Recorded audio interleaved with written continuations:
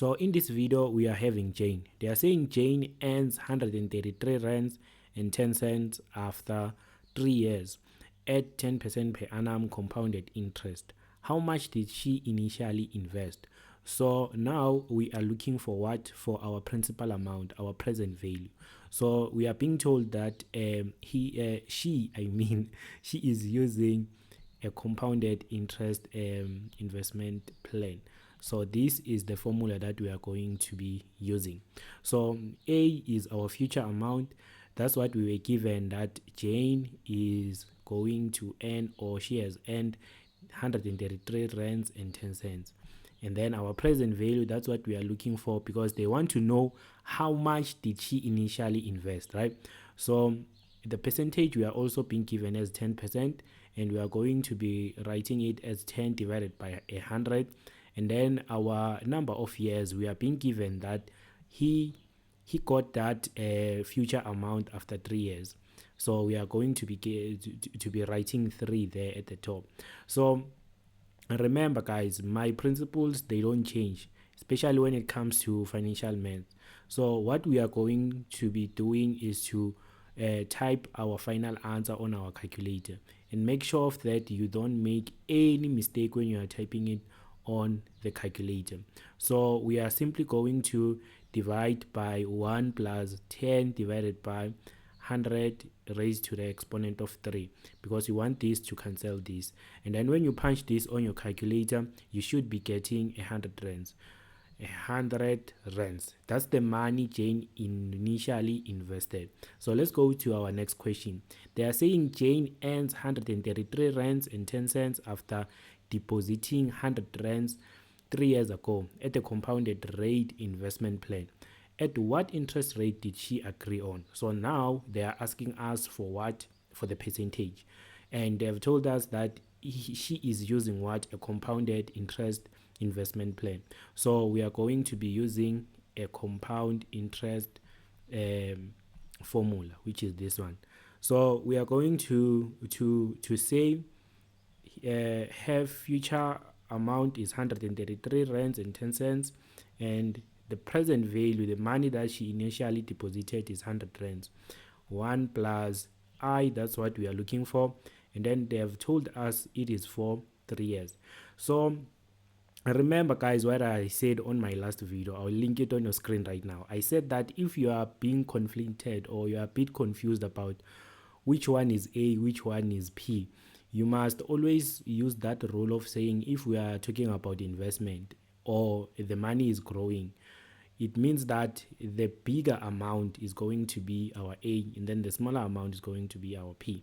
So let's go about solving this math. We are going to divide by 100 both sides, because we want this 100 to cancel that one. And then we are going to be left with 133.10.10 actually divided by 100. So after this, what we are going to do, guys, is that we are being given that what we are trying to solve is raised to the power of 3, right? So what we are going to do is to use our exponential rules. So I'm going to link a video on your screen right now whereby I am discussing exponents in great detail. So the reason why I am introducing a cube root is because I want this cube root to cancel this exponent at the top. So we are going to be left with the cube root of 133.10 divided by 100. And then we are going to transpose this one to the other side. It's going to be -1. Then we are going to be left with I. So when you punch this on your calculator, this is when we use our calculator. You must be getting 0.1, and then you are going to multiply this 0.1 by 100 so that you can get 10%. So if you are having any questions, please post them on our comment section below. I'll make sure I get back to you. And don't forget to like and share with your classmates who are struggling with financial maths. So let's go to our last question. They are saying Jane invested 100 rands at 10% per annum compounded interest rate, and she accumulated it to 133 rands and 10 cents. How long did Jane leave her money in the investment plan?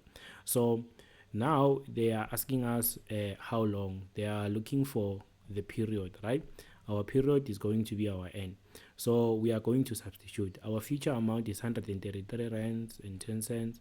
Then our present amount is 100 rands. Plus 1 plus our I is going to be 10% or 10 divided by 100. Then this is going to be our N. Right. We are going to divide by 100 so that this 100 is going to cancel that one, and then on that side, that's what we are going to be having. Then we are going to be left with 133 comma 10 divided by 100. So on this side, guys, this is where I would say you can use your calculator. So you are going to punch this on your calculator, and what you're supposed to get actually is 11 over 10, and 11 over 10 is the same as having 1,1. So after this, guys, you are going to use the log rules, right? The log rules, guys, I will link a video on your screen right now whereby I am explaining them in great detail. But what you need to know is that you are going to introduce a log of this number on your left, and then on our right, that's where we want to drop down our N, because that's what we want to solve. And when you drop that N down from being an exponent, you are going to be left with the log of 11 over 10. And since we are solving for N, we are going to divide actually by a log of 11 over 10 both sides. So we are going to say log 11 over 10 both sides, and then this one is going to cancel that one, and then our N is going to be that one. So you are going to punch this on your calculator, and then what you should get is going to be 3 years. So remember, guys, if you are having any questions, please post them on our comment section below. I'll get back to you. And let's go to our next video whereby we are discussing the timeline, because the timeline is what is our I can say is our main course when it comes to grade 10 financial maths. So let's go to the timeline. I'll link a video on your screen right now.